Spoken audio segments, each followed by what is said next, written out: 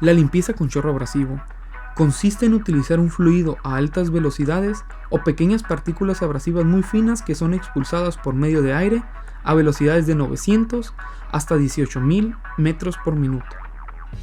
Algunos materiales utilizados para la limpieza, el grabado o pulido de piezas son polvos ligeros como la dolomita o bicarbonato de sodio. En este proceso se apunta un chorro de alta velocidad con las partículas abrasivas a la superficie de la pieza que está en contacto. Los polvos no son recirculados a causa de posible contaminación, lo cual es apto a la obstrucción del sistema. Otra desventaja del sistema es el riesgo que causan las partículas que se encuentran suspendidas en el aire por medio de este proceso.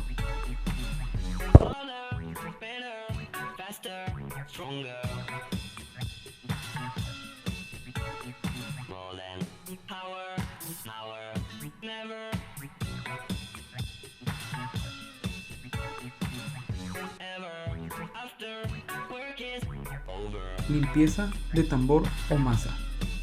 A continuación se pueden apreciar las propiedades que tiene la limpieza de tambor por medio de fuerza centrífuga en comparación de una vibratoria. Este proceso de limpieza de tambor o masa es un proceso que consiste en el movimiento angular de depósitos para que su contenido por medio de fuerza centrífuga y la fricción remueva o pula la pieza que está dentro de dicho depósito.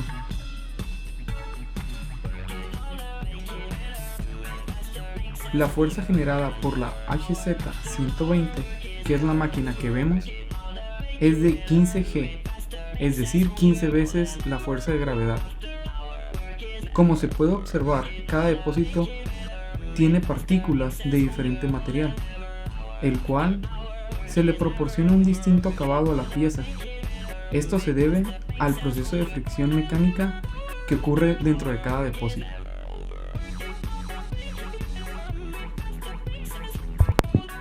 Dependiendo del acabado que deseemos de la pieza, es el proceso que vamos a utilizar, ya sea húmedo o seco. El proceso húmedo es una variante de la limpieza que se le agrega un fluido que interactúa al igual que las partículas del material en la limpieza y genera tanto una reacción química que ayuda al acabado final o simplemente complemente el proceso de limpieza. A diferencia del proceso en seco, es aquel que solo utiliza las partículas de material para hacer su proceso de limpieza.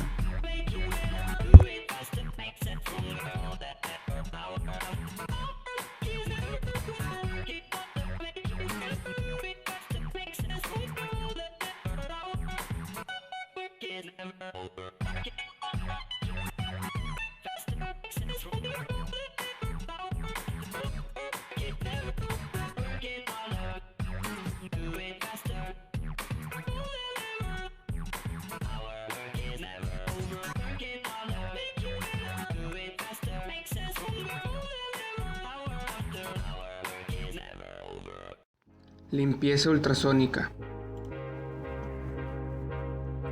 Un limpiador ultrasónico es un dispositivo de limpieza que utiliza los ultrasonidos, generalmente de entre 15 a 400 kHz, y una adecuada solución de limpieza para limpiar objetos delicados.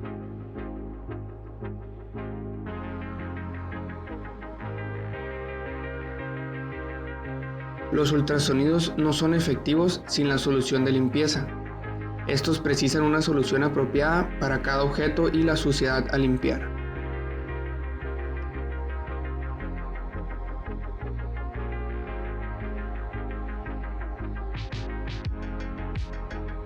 En un limpiador ultrasónico, el objeto a limpiar se coloca en una cámara que contiene un líquido conductor de ultrasonidos. En los limpiadores acuosos, el producto químico añadido es un tensoactivo que rompe la tensión superficial del agua de la base. Un generador de ultrasonidos incorporado en la cámara o sumergido en el fluido produce ondas ultrasónicas en el fluido por cambio de tamaño en sintonía con una señal eléctrica oscilante a la frecuencia de ultrasonidos. Esto crea ondas de compresión en el líquido de la cisterna que rompen el líquido, dejando tras de sí millones de microscópicos huecos o vacío parcial de burbujas, en este caso cavitaciones. Estas burbujas se colapsan con gran energía, pero son tan pequeñas que no hacen más que limpiar la superficie y eliminar la suciedad y contaminantes.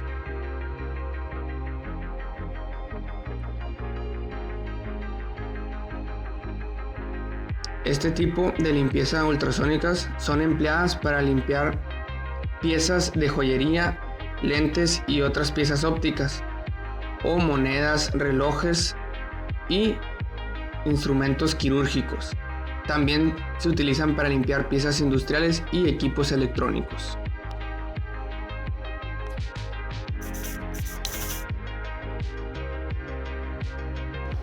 Moldeo por soplado.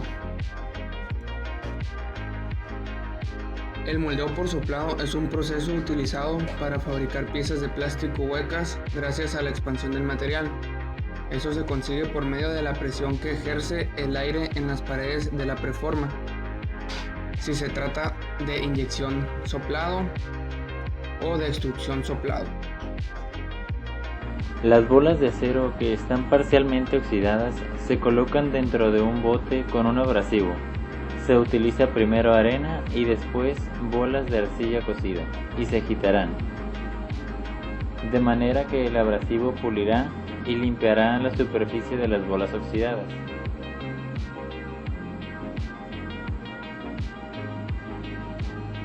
Se colocan algunas bolas de acero dentro del bote, se añade arena y se agita durante 3 minutos.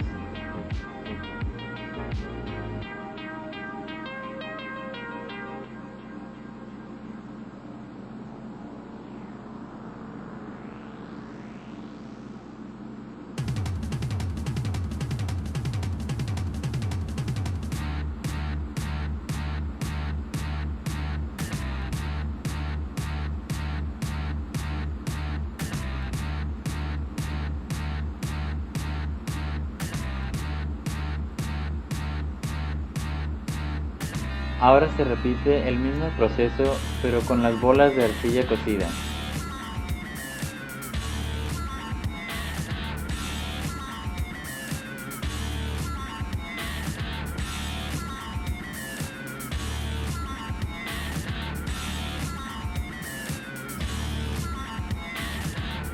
En este caso, las bolas de acero actuarán como mortero rompiendo las bolas de arcilla, de forma que conforme se va pulverizando la arcilla, esta va actuando sobre la superficie de las bolas de acero.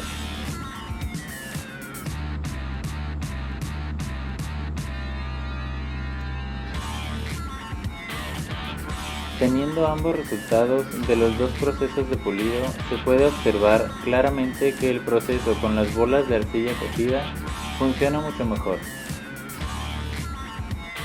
El proceso de perdigonado consiste en vaciar un metal fundido en un tamiz y enfriarlo dejándolo caer en agua pasando a través de aire o de un gas inerte. En este proceso se obtienen partículas esféricas o con forma de pera. La mayoría de los metales pueden perdigonarse, pero el tamaño de las partículas es demasiado grande. En el proceso del punzonado intervienen dos herramientas, una que se coloca en la parte inferior de la pieza a punzonar o matriz y otra que se coloca en la parte superior o punzón. La compresión del material genera una deformación. A medida que avanza la penetración del punzón en el material, se inician grietas en los bordes de contacto entre el punzón y la pieza, y a medida que avanzan esas grietas, se produce una rotura o fractura que hace que se separe la chapa del material de recorte. El punzón sigue penetrando hasta provocar la expulsión del material cortado. Las ventajas de este proceso es que permite cortar y además permite operaciones de conformado. Es más barato que el láser para el corte de golpes sueltos. En la actualidad hay muchas máquinas de mucha velocidad que pueden permitir hasta 1200 golpes por minuto en el punzonado.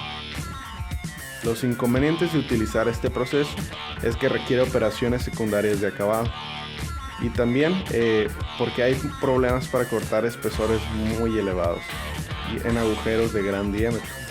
Además, el coste de herramientas y refilado es muy alto. El recocido es un tratamiento térmico propio de los productos semielaborados y acabados, que está diseñado para reducir al mínimo las tensiones internas creadas durante los procesos de fabricación. El recocido sirve también para aumentar el grado de cristalinidad de los materiales y así poder mejorar sus propiedades mecánicas. Esto reduce la tendencia al alabeo y la deformación de las piezas después de mecanizarlas, mejorando la estabilidad dimensional. El proceso del recocido se puede realizar de distintas y diversas maneras, pero sea cual sea el método, el objetivo es el mismo. El proceso del recocido es calentar el metal lentamente hasta una temperatura propia de cada uno. Una vez llegada esa temperatura se mantiene durante horas. Depende del espesor del material. Así se asegura que el material se calienta al 100%. Después las piezas son enfriadas lentamente y de forma homogénea hasta llegar a la temperatura ambiente. El objetivo de este proceso es reducir las tensiones internas de las piezas y aumentar el grado de cristalinidad del material. Básicamente, el rectificado es una operación realizada en piezas que requieren medidas y tolerancias muy precisas, ya sea dimensionales, diametral, longitudinal o angular, o geométricas, concentricidad, paralelismo, etc.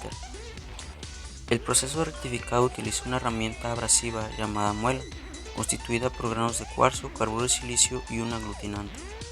Este proceso se lleva a cabo en una máquina llamada rectificador.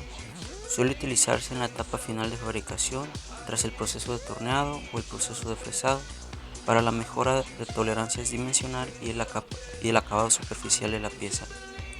Cada grano abrasivo es encargado de arrancar una pequeña cantidad de material de la pieza.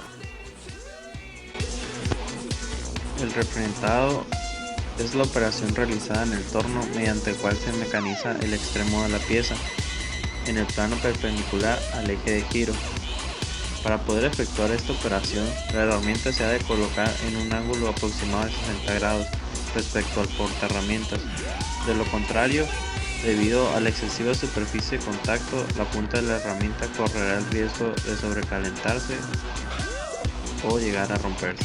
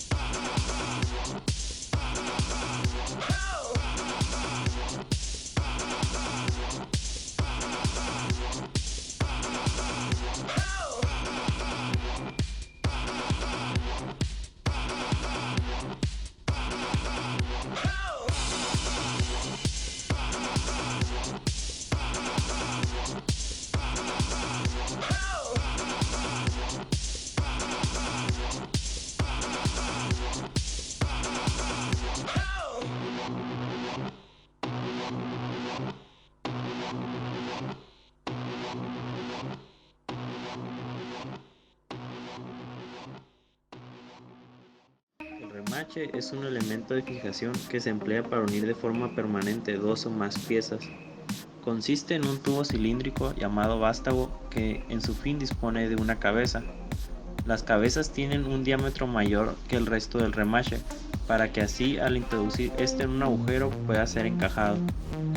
Aunque se trata de uno de los métodos de unión más antiguos que hay, hoy en día su importancia como técnica de montaje es mayor que nunca.